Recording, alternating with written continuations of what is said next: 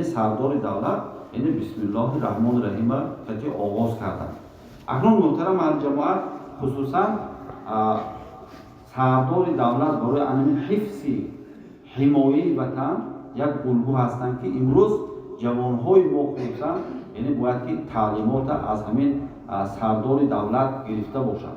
زیرا اینکه محترم اهل جماعت امروز نگاه کنید اگر البته تنقیصی داریم ما گویم حفظ و مرز بومی وطن خودمون و از همین اسکرای خودمون امروز نگاه کنید اگر دعوت جوانها صفی قواهای مسلح رو بسیار خواسته است. تنقید کنیم هم ارزنده است امروز که ما چندین مراتبه درباره گویم خدمت ما در وطن سخن کردیم.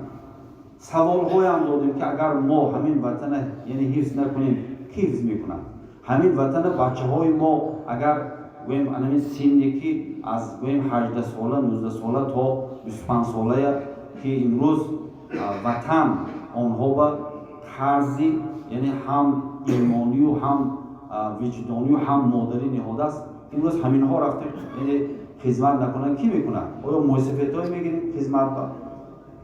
امروز البته ما شما یک فکر کردن آمده فرهنگی بلند کردیم ما امروز فکر کنیم که چگونه امروز ما همین بچه های دعوت میکنیم اینها خدمت مادر وطن را سرکشی میکنن. نباید سرکشی کنن. از برای چی؟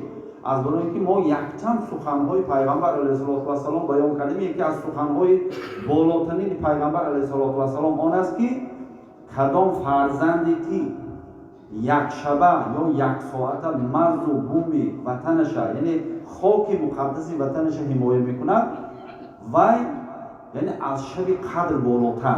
این حدیث ما چندین مراتبه ها گفتیم. نگاه کنید ان همین ماه هنده خصوصا ماه مبارک رمضان است. پیغمبر علیه السلام میگن که من قام رمضان یعنی من قام لیلة القدر ایمانا و احتسابا غفر له ما تقدم من ذنبه و ما تأخر. کدام انسانی گفتن یک شب قدر شب زنده داری میکند خداوند یعنی گناه‌های اولین و آخرینش میبخشد. نگاه کنید اکنون پیغمبر خدا گفتن که کسی که یک شبه ان همین مرز و بومش محافظت میکند و از شب قدر برابر نگفتن بالاتر گفتن از شب قدر ثوابش اینقدر ثواب بزرگ باشد، اینقدر قرض شهروندی و قرض مادری باشد. چگونه یعنی بچه های ما فرزند عموما همه عیب و همه گپ ما بچه ها و پختانه ما در کار اینجا پدر و مادران خیلی گناهگار هستند. یعنی پدر و مادرها هستند که همون فرزندها رو ترسو کردن یعنی از خدمت مادر وطن ترسوندن. همین پدر و مادرها هستند که گویم همچون خیانت‌ها فرزندشون یا نبیرشون میگیرونن. ما محترم اهل جماعت خلق تاجیک این خلق یک سربلند است. نباید که این خیر باشد. معرفت ما جهانبینی ما یعنی نباید که این گویم کاسته باشد.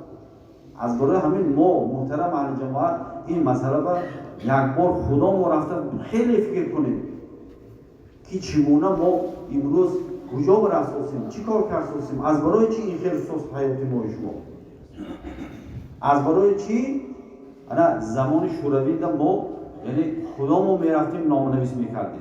ما هم رفتیم نامنویس کردیم.